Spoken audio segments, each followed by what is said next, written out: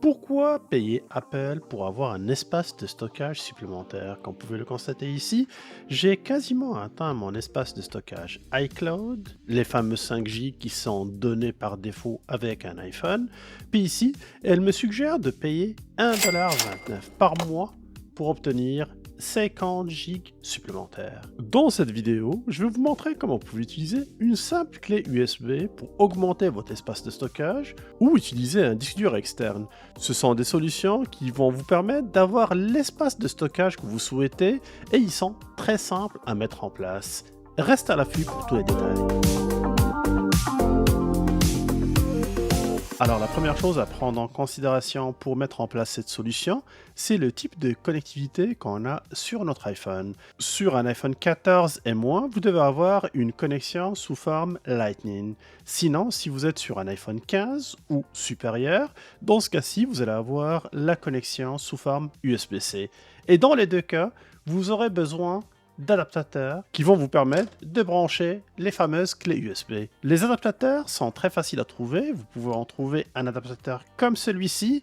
Ça, c'est pour l'adaptateur Lightning qui permet d'avoir une sortie vers USB-A et qui va permettre de brancher directement notre clé USB dessus. Puis, si jamais vous avez un iPhone 15 et plus, vous aurez besoin d'un adaptateur de ce type-là, USB-C vers USB-A, puis encore une fois, c'est exactement la même chose. Ce type d'adaptateur est disponible un peu partout. Celui-ci, par exemple, je l'avais tout simplement dans une des boîtes de mes Samsung précédents, puis elle va largement faire la job.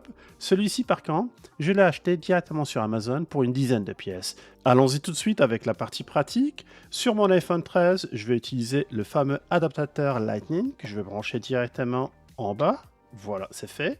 Puis à partir de là, je vais aller chercher une clé USB.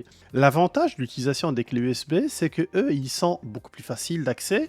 Sûrement, vous en avez quelques-unes qui traînent dans vos tiroirs. Sinon, vous pouvez toujours les acheter à faible prix sur Amazon. D'ailleurs, j'ai trouvé même cette fameuse clé USB que elle possède deux connecteurs USB-C puis USB-A, ce qui est vraiment intéressant. Maintenant, de retour sur la pratique, je prends ma fameuse clé USB, puis je vais tout simplement la brancher sur mon adaptateur, comme vous pouvez le constater ici. La première opération a été effectuée avec succès. Maintenant, on ira directement sur le téléphone pour compléter le reste. Pour retrouver votre clé USB, direction votre iPhone, allez sur la barre de recherche, tapez Fichier, puis ouvrez l'application correspondante. Constatez que la clé USB a été reconnue par l'iPhone, puis il l'affiche dans les emplacements de stockage. Pour l'instant, la clé est formatée, elle est complètement vide. Ce que j'aimerais faire, c'est de transférer ou copier du contenu dessus, du contenu multimédia, images et vidéos. Pour cela, direction photo, sur la partie supérieure de l'écran, appuyez sur le bouton sélectionner, puis sélectionnez les images et les vidéos que vous voulez envoyer vers votre clé USB. Maintenant que c'est fait, direction le coin inférieur gauche, puis appuyez sur le bouton de transfert ou de partage, puis descendez vers le bas pour localiser l'option Enregistrer dans Fichier.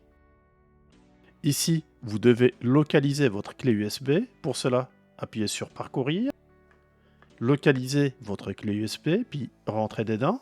Puis après ça, toujours sur la partie supérieure de l'écran, appuyez sur le bouton Enregistrer. La durée de cette opération dépendra de la taille des fichiers que vous voulez copier sur votre USB. Voilà, maintenant l'opération a été complétée. Retournons sur Fichier pour voir le contenu de la clé. Avant de terminer, j'aimerais faire une petite remarque. Si jamais vous voulez copier un contenu qui est assez volumineux, surtout au niveau des vidéos, je vous recommande dans ce cas-ci d'utiliser un adaptateur qui ressemble à celui-ci, car en plus de pouvoir brancher une clé USB dessus, vous avez aussi un second connecteur qui permet de pouvoir brancher votre téléphone sur une prise de recharge. Cela va permettre en même temps de transférer le contenu tout en continuant à recharger votre téléphone et comme ça, vous serez sûr et certain que l'opération ne sera pas interrompue si jamais cette copie dure longtemps. Voilà, j'espère que cette vidéo vous sera utile. Si c'est le cas, n'hésitez pas de me dire ce que vous en pensez dans les commentaires, likez la vidéo et partagez-la. On se donne rendez-vous très bientôt, toujours avec des nouveautés sur Québec Test. D'ici là, je vous dis à plus.